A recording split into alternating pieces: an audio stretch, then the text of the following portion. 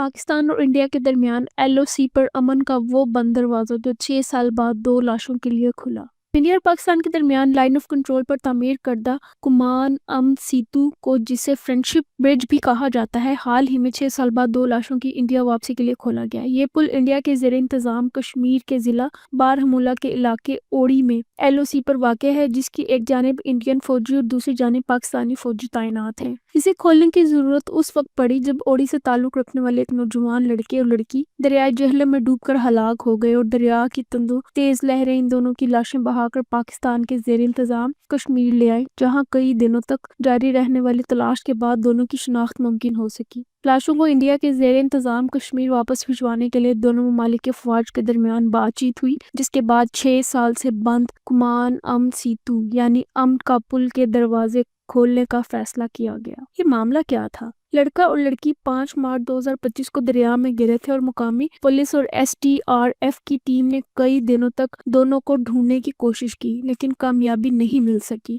اور کامیابی ہوتی بھی کیسے کیونکہ دریا ان کی لاشیں بہا کر سرحد پار لے جا چکا تھا۔ ہلاک شدگان کی شناخت 22 سالہ یاسر حسین اور 21 سالہ عائشہ بانو کے طور پر کی گئی۔ عائشہ بانو کی لاش پاکستان کے زیر انتظام کشمیر کے چناری سیکٹر سے 19 مارچ کو ملی تھی اور مقامی لوگوں کی اطلاع پر انتظامیہ نے لاش کو تحویل میں لے لیا تھا۔ اس کے 2 دن بعد 21 مارچ کو یاسر کی لاش چناری سیکٹر کے قریب چکوٹھی کے قریب سے ملی۔ لاشوں کی برآمدگی کی اطلاع ملنے کے بعد انڈیا اور پاکستان کی افواج نے ایک دوسرے سے رابطہ کیا اور انہیں اہل خانہ کے پاس واپس بھیجنے کا فیصلہ کیا۔ 22 مارچ 2025 کو پاکستانی فوج نے دونوں لاشوں کو انڈین فوج کے حوالے کر دیا۔ اس کے بعد انتظامیہ اور پولیس کی موجودگی میں دونوں کی میتوں کو انڈیا کے زیر انتظام کشمیر میں لواحقین کے حوالے کر دیا۔ انڈیا کے فوجی حکام کی جانب سے جاری ہونے والے ایک تفصیلی بیان میں بتایا گیا ہے کہ 20 مارچ 2025 کو فوج کے نوجوانوں نے دریائے جہلم میں تیرتی ہوئی ایک لاش دیکھی اور اسے دریا سے نکالنے کی بھرپور کوشش کی، مگر دریائے جہلم کی تیز لہروں نے انہیں ایسا کرنے کا موقع نہیں دیا۔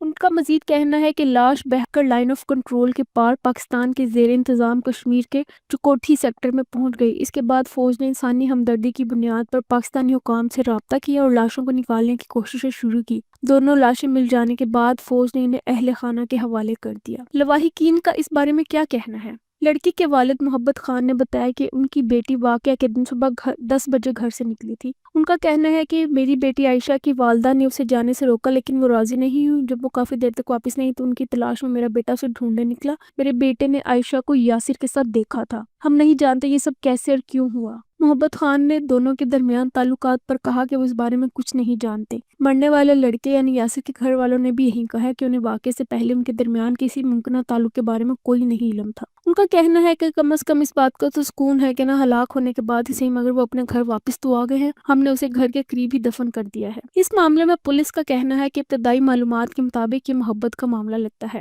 اوڑی کے